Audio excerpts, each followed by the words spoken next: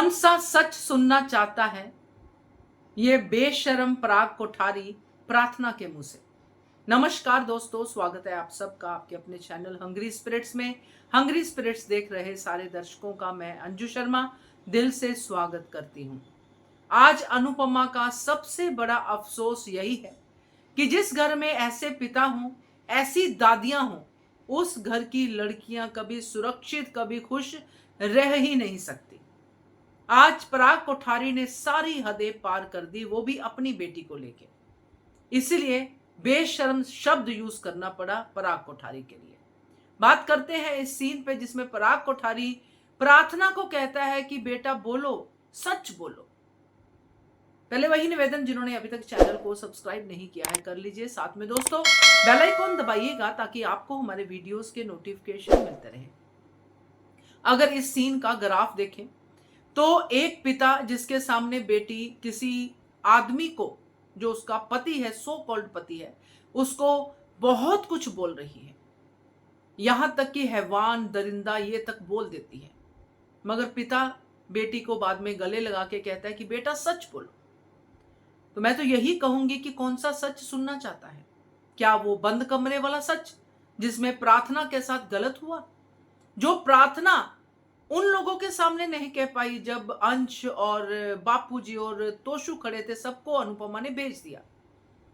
ये शाह परिवार में अनुपमा है जो ये सब औरतों का, बेटियों का, बहुओं का, सबका दर्द समझती है, क्योंकि वो औरत का दर्द समझती है। मगर इस घर में औरत के नाम पे सिर्फ 4-5 जिंदगियां हैं जो चलती फिरती लाशों की तरह घूम रही हैं। वहां पे खड़े सिर्फ एक्सप्रेशन देने के अलावा ख्याति को कुछ नहीं आता है, मीता को कुछ नहीं आता है, किसी को कुछ नहीं आता है। सुंदरा कोठारी को तो कहना ही क्या, वो तो औरत के नाम पे धब्बा है। मुझे बड़ी हैरानी हुई, एक्चुअली हैरानी हुई। अनुपमा को तो होनी ही थी क्योंकि वो तो कैरेक्टर में है, मगर हम लोग तो ऑडियंस हैं। अगर हमारे सामने ये सब कुछ होता तो शायद हम भी अपनी आवाज उठाने से पीछे नहीं हटते, कम से कम कुछ तो बोल ही देते कि भाई कौन सा सच सुनना है।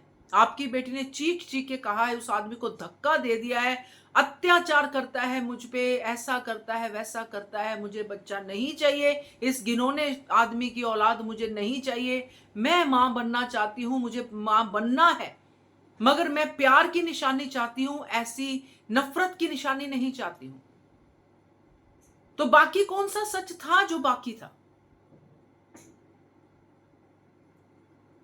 अपनी बेटी की आप मदद नहीं कर सकते, इस तरह से तो बिल्कुल भी नहीं कर सकते। इसीलिए हर वो बेटी अनाथ है जिसका पिता पराग कोठारी जैसा है।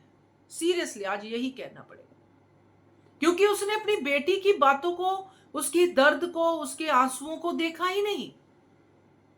उस इंसान ने एक चीज बोल दी कि ये बात करती है अंश से, वो भी आज की मॉडर्न सोसाइटी में पढ़ी लिखी लड़की जो कि बिजनेस करना जानती है, वो अंश से बात करती है, फोन कॉल करती है, वीडियो कॉल करती है, वट एवर। तो उसका उसके साथ चक्कर है, इसलिए वो मुझसे जो है मुझ पर इल्जाम लगा रही है। उसने एक लाइन में, और प्रार्थना के इतने सारे रोने ने जो है उसके ऊपर वो एक लाइन गौतम की भारी पड़ गई, और पराग कोठारी सीधा गौतम की तरफ हो गया। अपनी बेटी पे उसको एक सेकंड नहीं लगा शक करने के लिए। कमाल की बात है कि नहीं? क्योंकि जब ये चीजें हम देखते हैं तो ये बड़े घरों की बड़ी दीवारों के अंदर छुपे हुए उन बेटियों के आंसू भी देखते हैं, जो शायद बाहर बहुत सारा लाली पाउडर लगा के, मेकअप करके अपने दर्द छुपाती हैं, अपने जख्म छुपाती हैं, अपनी स्वेलिंग छुपाती हैं, अपनी आंखों के डार्क सर्कल छुपाती हैं, मगर उनका अंदर का दर्द कोई देख नहीं पाता है। अगर कोई देख पाता है तो अनुपमा जैसी महिला। मतलब आज तो हैरानी हो गई मुझे। ऊपर से वसुंधरा कोठारी और पराग कोठारी गौतम से माफी मांग रहे हैं। किस बात की माफी? आपको एक बार भी नहीं लगा कि गौतम भी झूठ बोल सकता है? क्या इतने अंधे हैं? सही कहा अनुपमा ने कि अंधे हैं वो लोग। ना तो उनको कुछ सुनाई देता है, ना ही कुछ दिखाई देता है। तो ये पराग कोठारी क्या है भाई? माँ का अंधभक्त हो भाई, जो मर्जी कर, मगर बेटी की कुछ तो केयर कर, कुछ तो सोच की प्रार्थना इतना सब कुछ बोल रही है। अनुपमा ने इतना सब कुछ बोल दिया। अनुपमा जब ये डायलॉग कहती है कि बेटी आपके यहाँ पे क्यों नहीं रुकी, किसी को क्यों नहीं बोला भाई, परायों की बात कर रहे हो, परायों के पास आके क्यों उसने दर्द शेयर किया, क्योंकि घर पे उसकी बात सुनने वाला समझने वाला कोई नहीं थी। और आज वो चीज प्रूव भी कर दी कि क्यों प्रार्थना अनुपमा के पास गई।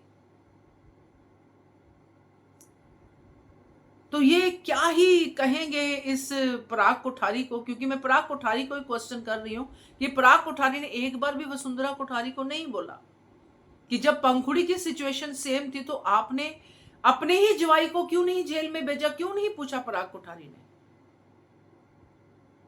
तब क्यों बेटी पे विश्वास कर लिया, अब क्यों नहीं बेटी पे विश्वास हो रहा, क्योंकि दामाद अमीर है इसलिए, वो दामाद गरीब था इसलिए उस पर जल्दी विश्वास हो गया कि ये तो अत्याचार करता ही होगा, गरीब है तो अत्याचार।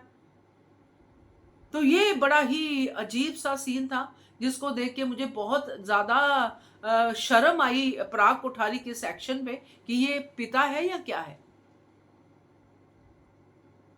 सो आपके रिएक्शन भी आई थिंक ऐसे ही कुछ होंगे, जरूर मुझे पता है, बट फिर भी जानना चाहूंगी, कमेंट कीजिएगा। देखते रहिए channel hungry spirits. Thank you.